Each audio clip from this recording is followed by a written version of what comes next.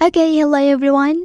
Here I want to provide a tutorial on how to reset Wi-Fi and Bluetooth settings on Samsung Galaxy A55 5G device.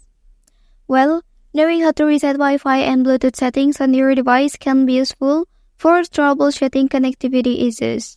Sometimes Wi-Fi or Bluetooth connections can become unstable or fail to connect to devices.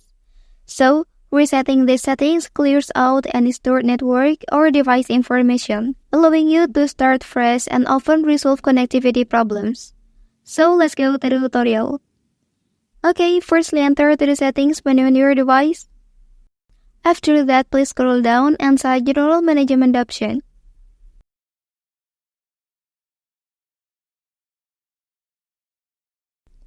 Okay, so here find out reset option and tap on it. Well, after that scroll a little bit and select this option. Okay, so here you can read the following attention.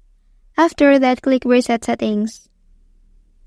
Okay, that's the tutorial on how to reset Wi-Fi and Bluetooth settings on Samsung Galaxy A55 5G device. If you are helped by this video, don't forget to like and subscribe to get other information from this channel. Thank you.